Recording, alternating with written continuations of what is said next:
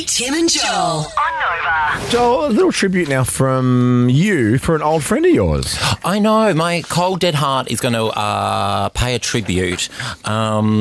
And I don't know if I'd be here right now if this person was still with us. But it's the reason I really got my launch into comedy and TV. I was very lucky to support the one and only Joan Rivers for many, many years.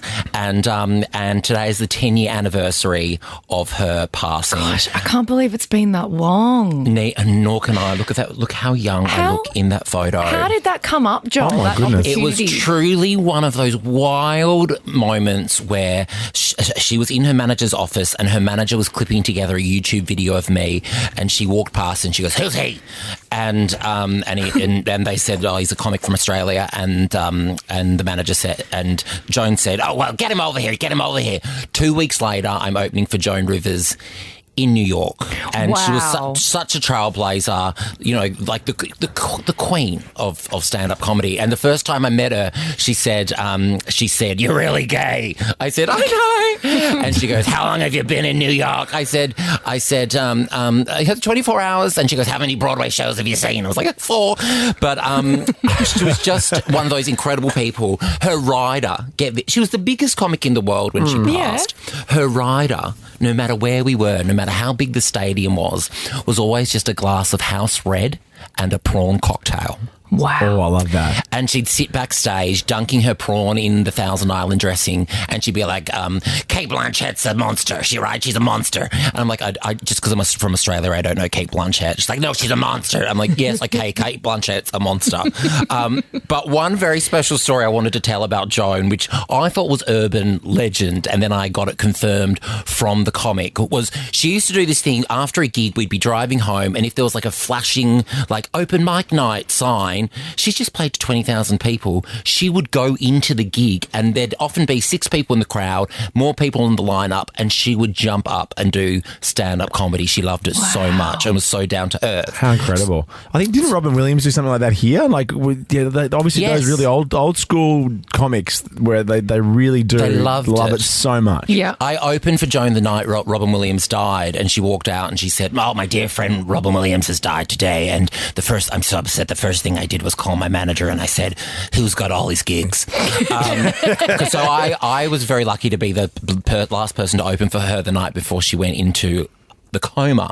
But so 5 years later, after she's been to one of these open mic nights, she's in like the American Airlines lounge waiting to get her flight to New York, and this guy comes up to her and goes, "Joan, I don't know if you remember, but I was on one of those open mic nights that you attended.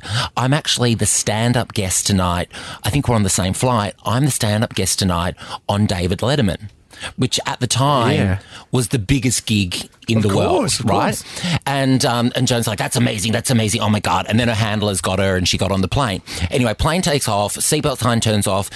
He is in like the middle seat, right, flying at the very back of the plane. He sees Joan Rivers walking down the plane all the way to him, but she doesn't talk to him. She talks to the woman sitting in the aisle and says, "Here's my first class ticket, take my seat." So the woman was like, "Absolutely," and she ran up to first class.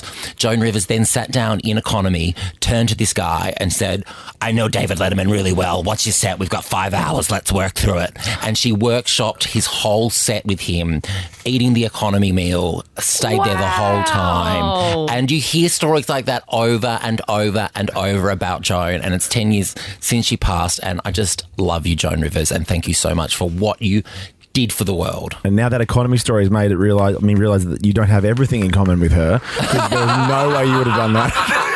David Letterman's not around anymore. Gwyneth Paltrow, the world's most beautiful woman, voted on by Stevie Wonder. But anyhow, my first maxi pad was a sheep.